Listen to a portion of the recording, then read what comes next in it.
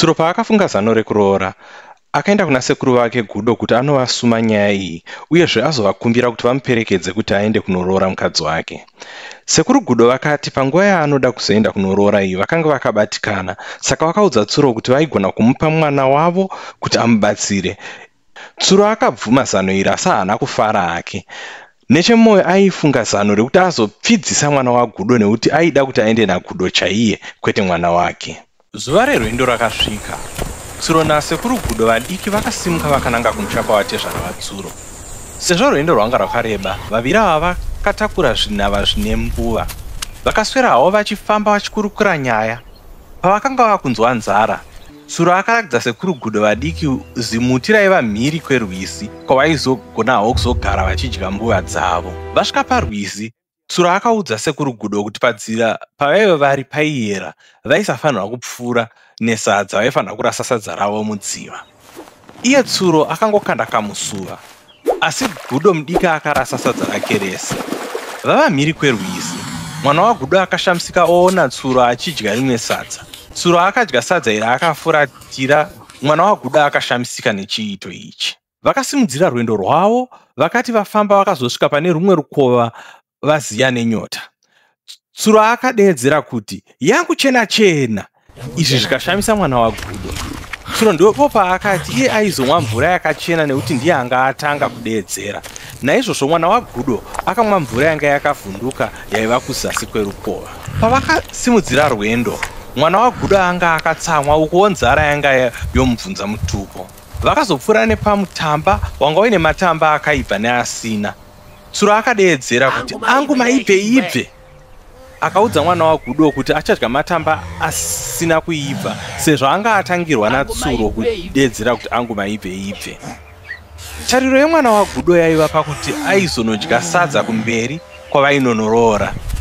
Ndipo paakaratidzwa muti naTsuro wainzi mundatsva-ndatsva, uyo waizoshandiswa kurapa kana umwe wavo atsva nesadza. Marooro akafamba zvakanaka hawo. Tsuro nemwana waGudo vakanoratidzwa imba yavainorarira, uyezve ikoko kwanga kuine chikafu chaivako.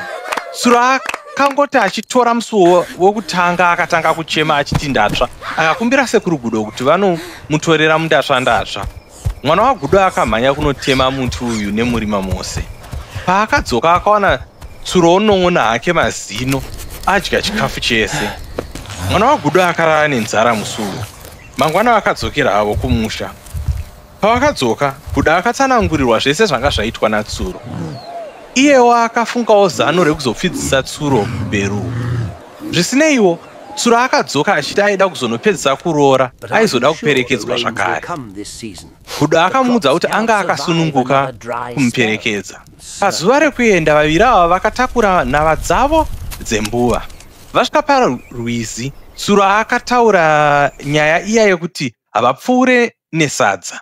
Gudo akati Tsuro aigona hake kurasa sadza rake nekuti iye anga asina sadza.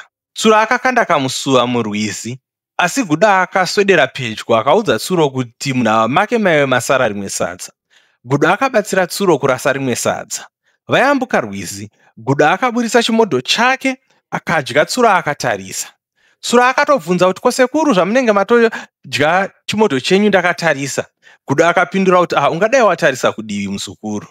Izvi hazvina kufadza Tsuro. Vakasimudzira rwendo rwavo, vakasvika zvakare parukova rwuye rwanga ruine mvura. Gudo akatangira Tsuro kudeedzera kuti yangu chena chena.